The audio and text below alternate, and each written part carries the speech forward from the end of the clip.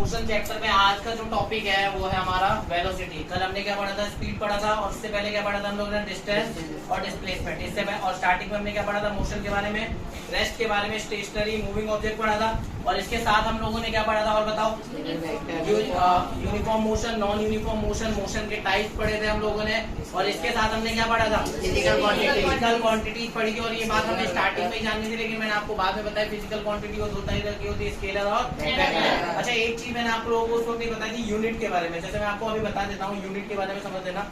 देखो, एक SI unit होती है जो हर जगह एक्सेप्टेड होती है। इसके अलावा ना पुरानी बहुत सारी यूनिट है जो इस्तेमाल होती थी, सीजीएस, एफपीएस, ये एसईजीएस, जैसे फुट, पाउंड, पहले फुट यूज करते थे, पाउंड यूज करते थे वजन के लिए, टाइम के लिए सेकंड यूज करते थे, ठीक है। लेकिन वो चीज को बदल दिया गया, कोई लंबाई के लिए फुट इस्तेमाल कर रहा है, कोई सेंटीमीटर कर रहा है, कोई किलोमीटर कर रहा है, तो इससे दिक्कत हो जाएगी। तो ये सारे जो सिस्टम थे ना यूनिट को नापने के लिए, इसको हटा दिया गया।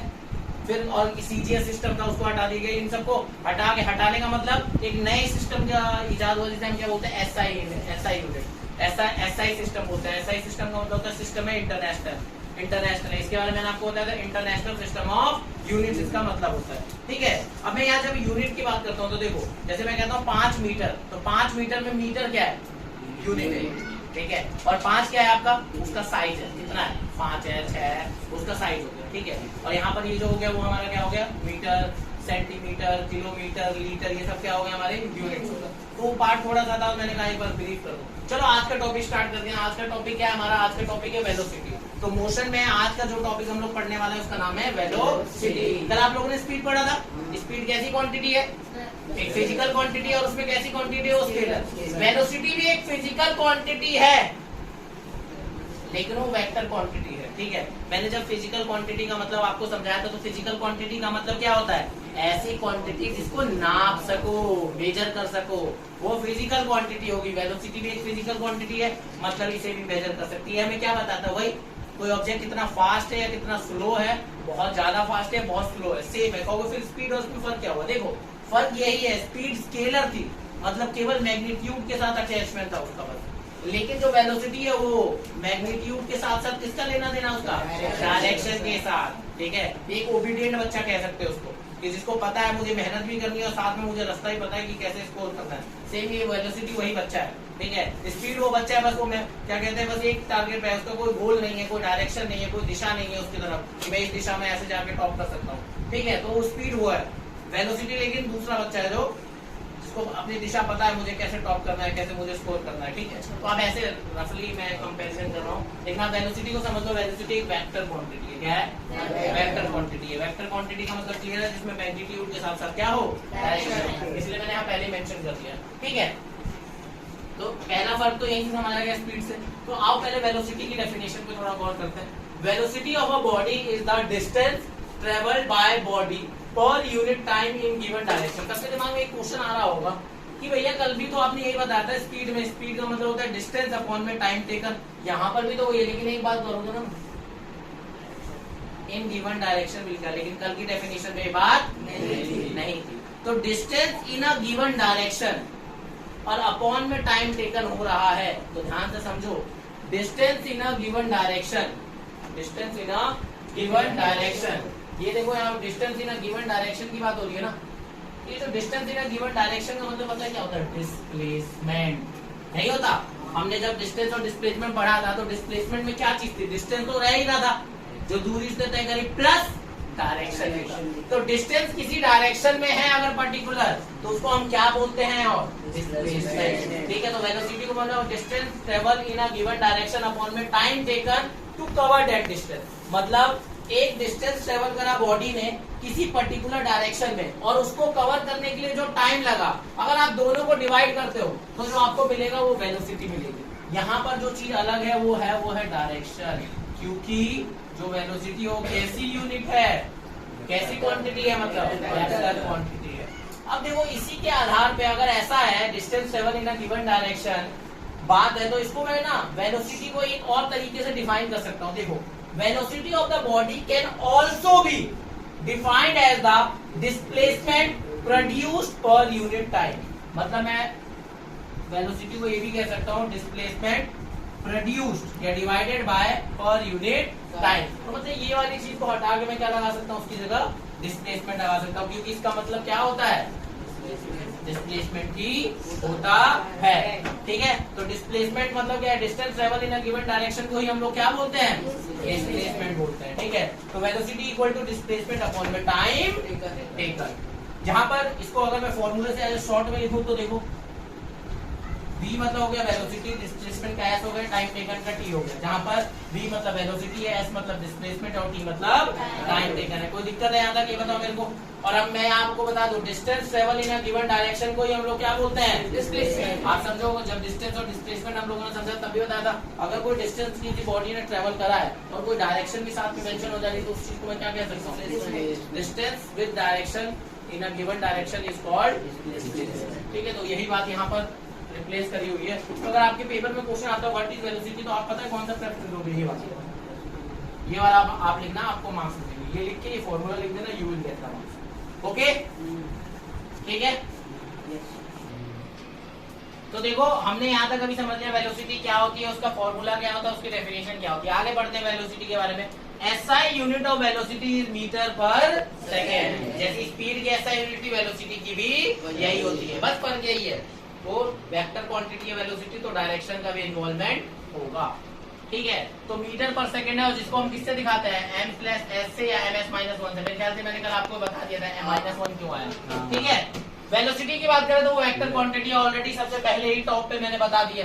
ठीक है, वेक्टर क्वांटिटी, और वेक्टर क्वांटिटी का मतलब बताया ना आपको, मैग्नीट्यूड के साथ डायरेक्शन, ठीक है, उसे बोलते हैं। आगे, the direction of velocity is same as the direction of displacement of the body. क्या मतलब है, ध्यान से समझना। आपकी बॉडी, जैसे मान लो मैं बॉडी हूँ, ठीक है, मेरा डिस्प्लेसमेंट यहाँ से यहाँ होता है, तो वेलोसिटी की डायरेक्शन क्या होगी, जो डिस्प्लेसमेंट की डायरेक्शन होगी। अगर डिस्प्लेसमेंट इस डायरेक्शन में है तो वेलोसिटी किस डायरेक्शन में होगी, तो वेलोसिटी की डायरेक्शन किस पे डिपेंड करेगी, डिस्प्लेसमेंट की डायरेक्शन पे। अगर मैं मान लो सपोज मैं बॉडी हूँ और मेरी डायरेक्शन इस तरफ है, मेरे डिस्प्लेसमेंट की डायरेक्शन, तो स्पीड की भी डायरेक्शन किधर होगी, इधर। लेकिन अगर डिस्प्लेसमेंट जो है बॉडी का वो इधर हुआ है, तो वेलोसिटी का डायरेक्शन भी किधर होगा, इधर होगा, क्योंकि वेलोसिटी वेक्टर क्वांटिटी और डिस्प्लेसमेंट भी वेक्टर क्वांटिटी है। तो किसी बॉडी का डिस्प्लेसमेंट अगर इधर है तो वेलोसिटी की डायरेक्शन भी इधर होगी, और किसी बॉडी का डिस्प्लेसमेंट का डायरेक्शन इधर है तो स्पीड वेलोसिटी की भी डायरेक्शन इधर होगी। क्लियर बात, ये पॉइंट क्लियर है, ठीक है, ध्यान रखना। एवरेज वेलोसिटी, वेलोसिटी अगर आ चुका है समझ तो एवरेज वेलोसिटी समझते हैं। कल जब हमने स्पीड को समझा था तो एवरेज स्पीड भी समझा था। एवरेज स्पीड में हमने क्या समझा था, टोटल डिस्टेंस अपॉन में total time taken. Average velocity में क्या होगा, टोटल डिस्प्लेसमेंट अपॉन में टोटल टाइम टेकन। तो average velocity of the body is the total displacement divided by the total time taken for the displacement. Simple है, तो समझ गए होगे। जितना टोटल डिस्प्लेसमेंट हुआ और उस टोटल डिस्प्लेसमेंट को करने के लिए जो टोटल टाइम लगा आपका, उसी को हम लोग क्या बोलेंगे, एवरेज वेलोसिटी बोलेंगे। ठीक है, लेकिन एवरेज वेलोसिटी का ना, एवरेज वेलोसिटी का एक और फॉर्मूला है, वो क्या है, थोड़ा यहाँ समझो।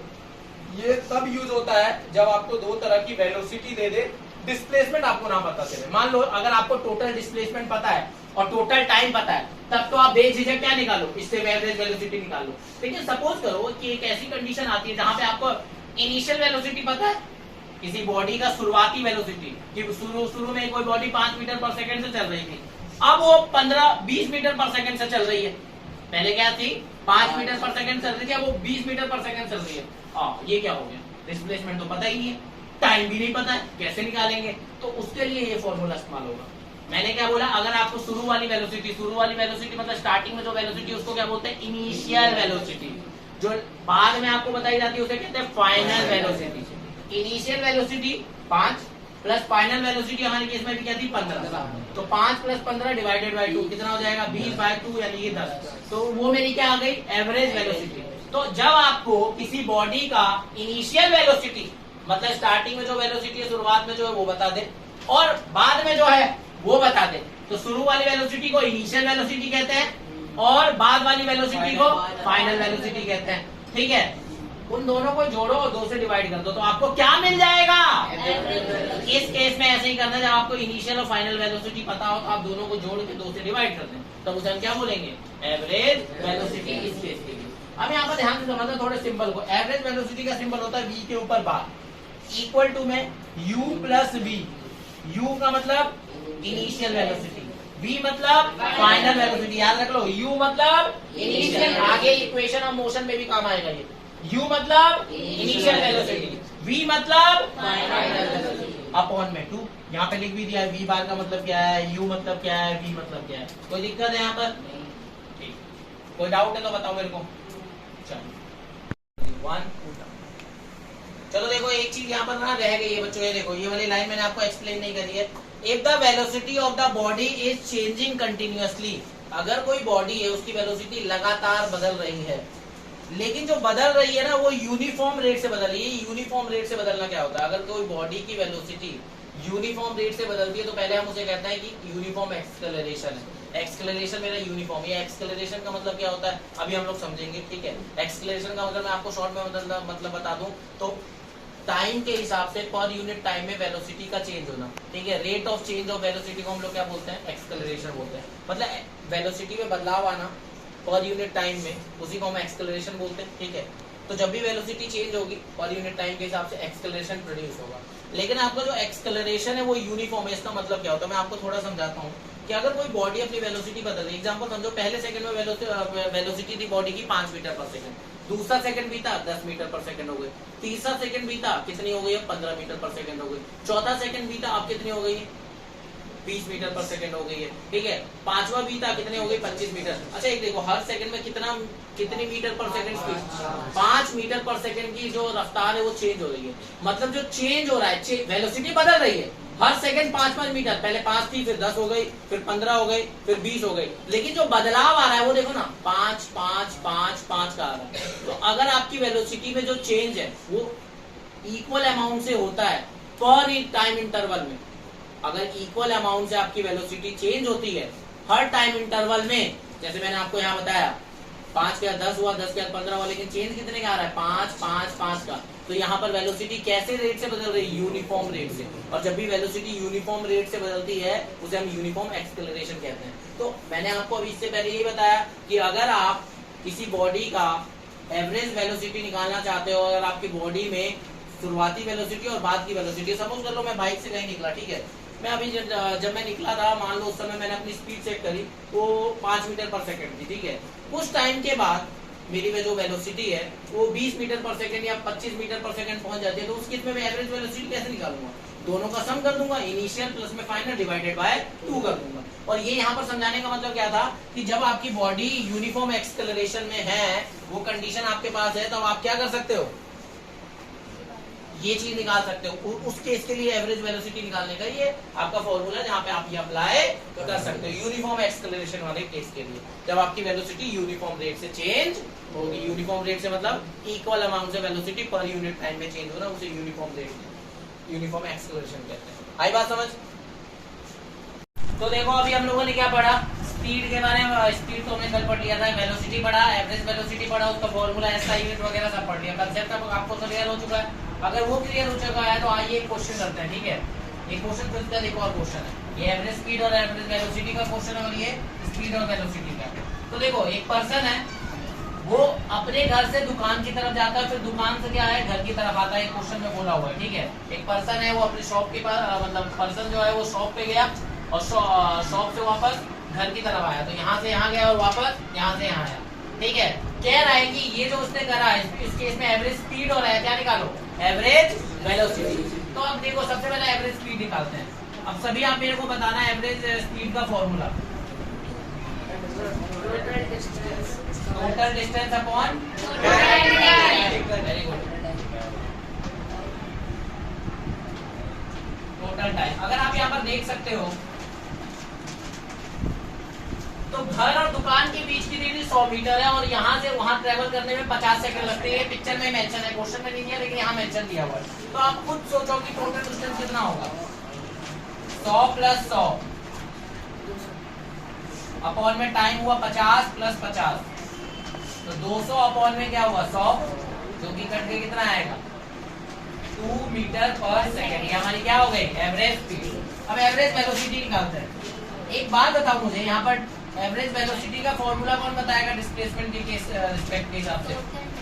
टोटल डिस्प्लेसमेंट अपॉन में टोटल टाइम, ठीक है। टोटल डिस्प्लेसमेंट अपॉन में टोटल टाइम, ठीक है। टोटल डिस्प्लेसमेंट अपॉन में टोटल टाइम। तो टोटल डिस्प्लेसमेंट कितना हुआ खुद सोचो, जहां से गया तो वापस वहीं आ गया तो क्या होगा 0 अपॉन में टाइम तो वही लगा 100, 50 प्लस 50 तो क्या आ जाएगा आंसर 0 मीटर पर सेकेंड, ठीक है। तो हमारी एवरेज वेलोसिटी क्या हुई यहाँ पर 0, कारण क्या है डिस्प्लेसमेंट ही 0 हो गया। अगर डिस्प्लेसमेंट 0 हो गया तो आपकी एवरेज वेलोसिटी भी क्या होगी 0, ठीक है। क्लियर है बात? यस। देखो सेकंड क्वेश्चन देखो, ये पहला क्लियर हो गया, सेकंड करते हैं। सेकंड में क्या है, एक कार है वो ट्रेवल करती है एक distance of 200 kilometre from Delhi to Ambala, ठीक है, इन नॉर्थ डायरेक्शन। अगर आप दिल्ली से अंबाला की तरफ जाते हो तो दिल्ली से तो नॉर्थ डायरेक्शन ही पड़ती है, तो 200 किलोमीटर की दूरी तय करता है कौन, वो कार अंबाला की तरफ जाते हुए कितने 5 घंटे में। देख लो इधर क्या लिखा 5 आवर्स, कितना 5 घंटे में 200 किलोमीटर की दूरी दिल्ली से अंबाला की तरफ जाते वक्त डायरेक्शन की है नॉर्थ डायरेक्शन में 5 घंटे का समय लेता है। ये बात क्लियर हो गई, ठीक है। कह रहा है कि आप स्पीड निकाल दो कार की और वेलोसिटी निकाल दो, तो इस साइड हम लोग स्पीड निकालते हैं, कैलकुलेट करते हैं। देखो ये हमारी क्या हो जाएगी स्पीड। स्पीड का फॉर्मूला क्या होता है बोलो? Distance upon time. Distance upon क्या होता है? टाइम होता है, ठीक है। वेलोसिटी का फॉर्मूला क्या होता है? Displacement upon time.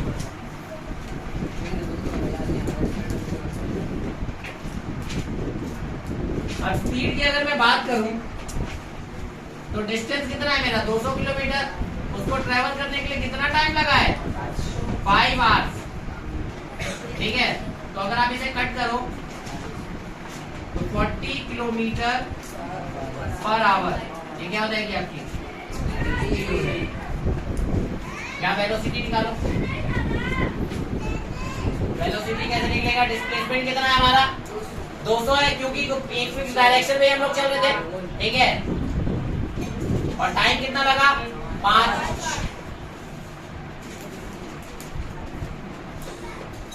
तो क्या आ जाएगा 40 किलोमीटर पर आवर। पता है एक चीज का ट्विस्ट है, पता है क्या? इन नॉर्थ लगा दो, क्योंकि डिस्प्लेसमेंट में अगर डायरेक्शन क्वेश्चन में मेंशन है तो आपकी भी जिम्मेदारी है क्या मेंशन करना, डायरेक्शन मेंशन करना। समझ आई बात? तो इस तरीके से इसका सॉल्यूशन होगा। तो देखो अभी हम लोगों ने क्वेश्चंस कर लिए, इन क्वेश्चनों में कोई डाउट है? ठीक है। तो अब हमें एक टॉपिक करने जाना है यूनिफॉर्म वेलोसिटी। वेलोसिटी का ये आखिरी टॉपिक है जो हमें करना है। अगर आप इसको समझ लेते हो तो कल आप जो टॉपिक करोगे ना एक्सेलरेशन को समझने में आसानी मिलेगी। तो आइए समझते हैं यूनिफॉर्म वेलोसिटी। कल भी बताया था यूनिफॉर्म मतलब कांस्टेंट, जो चेंज ना हो, कांस्टेंट हो, फिक्स हो। तो वेलोसिटी फिक्स होने का क्या मतलब है समझते हैं। तो यूनिफॉर्म वेलोसिटी क्या होती है? A body has uniform velocity if it travels in a specified direction in a straight line and moves over equal distance in equal interval of time, no matter how small this time interval may be. इसको पढ़ के ना uniform speed क्या था, ये uniform speed क्या था? अगर वो इक्वल डिस्टेंस ट्रेवल करता है इक्वल टाइम इंटरवल में। बस यहाँ पे फर्क क्या है कि अगर वो इक्वल डिस्टेंस ट्रेवल करे एक पर्टिकुलर डायरेक्शन में स्ट्रेट लाइन में, वापस से पढ़ो, ये बॉडी यूनिफॉर्म वेलोसिटी में होगी अगर वो ट्रेवल करे एक स्पेसिफिक डायरेक्शन में, एक पर्टिकुलर दिशा में, किसमें? एक सीधी रेखा में, एक स्पेसिफिक डायरेक्शन और लाइन कैसी हो? स्ट्रेट लाइन हो। एंड क्या करे? इक्वल डिस्टेंस ट्रेवल करे पर्टिकुलर डायरेक्शन, एक लाइन में, एक डायरेक्शन में इक्वल डिस्टेंस ट्रेवल करे इक्वल टाइम इंटरवल में, तो उसे हम क्या बोलेंगे? Uniform velocity. इससे फर्क नहीं पड़ता कि आप टाइम इंटरवल 1 सेकंड का ले रहे हो कि 1 घंटे का ले रहे हो, ठीक है। ये इसकी डेफिनेशन है।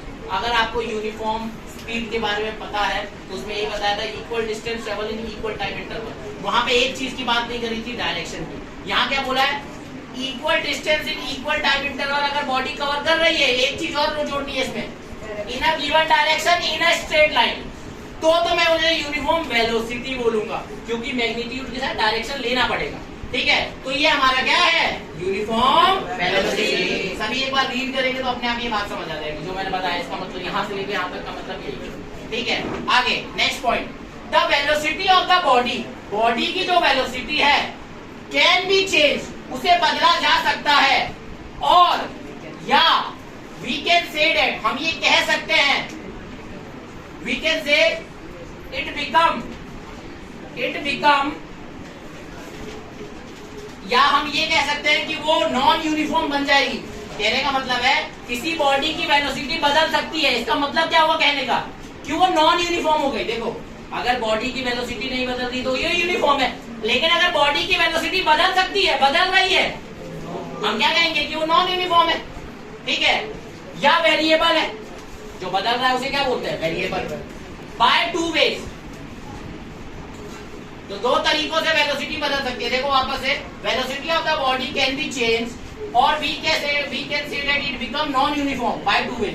कहने का मतलब क्या है कि एक बॉडी जो है उसके पास यूनिफॉर्म के अलावा नॉन यूनिफॉर्म वेलोसिटी हो सकती है, या वो अपनी वेलोसिटी बदल सकती है दो तरीकों से।